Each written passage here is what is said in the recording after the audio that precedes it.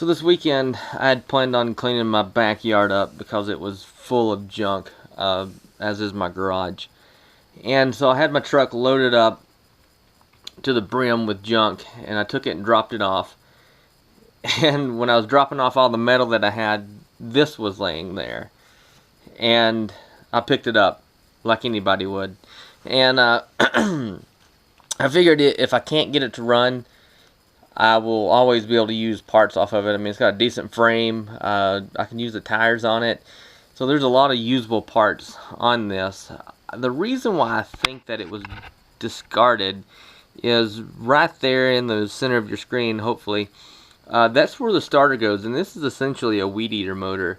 But it had an electric starter on it, and I looked up the parts for it, and the way that it's broke off, the bolts broke off, there's no way that I can order a cheap starter and put on it. So what I'm going to attempt to do is I found this pulley, and then what I'm thinking about doing is welding a bolt onto there, putting the pulley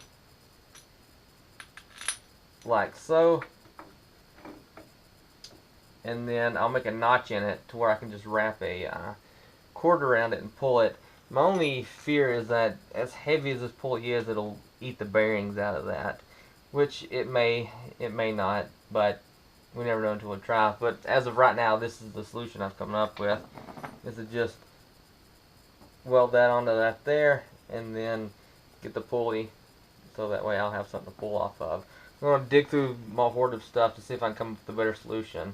I skipped the pulley idea and just welded a lug nut onto there. It's still real hot, for two reasons. One, I can take and wrap just a cord around it and pull it, but better yet, I can use a drill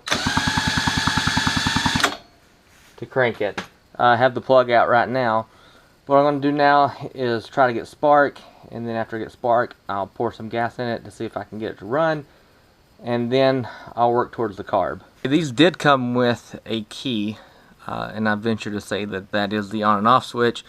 So a quick couple of seconds with the drill, and I was able to drill the pins out. Now let's see if we get fire. Okay, I got the plug on there and the on switch on. Let's see if we can get fire. Yep. So we got fire. I'm going to mix up some gas, drop it down in the cylinder, and see if I can get it to run. Okay, added some mixed fuel in it, and I'm going to see if it'll hit.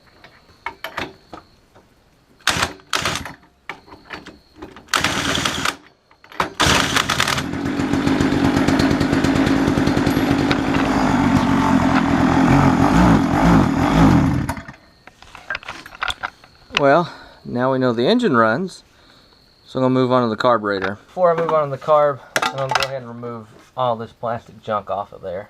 I pulled all the fake motor junk off there. Replaced the return line. I'm going to have to get some actual fuel line. I used some nasal cannula tubing. Pulled the gas tank cover off. The ignition switch was not hooked up, and I plugged it back up and checked it, and the ignition does work as far as turning the spark on and off, so that's how you cut it off. I'm going to try to find out the key that I can permanently put in there. I was going to pull the carb off and clean it, but the gas actually didn't smell bad at all, so I didn't do that. I've cranked it up and ran it a couple times. The throttle works and the clutch works, so it seems to run pretty good. It's kind of late right now, so I'll crank it up one more time, and just to show that the ignition switch works. Turn the switch on. Up is choke.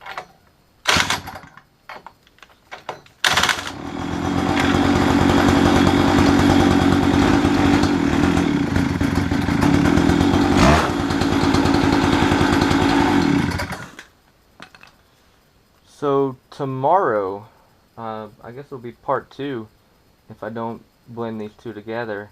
I'll take this out and see how it runs. As always, thanks for watching.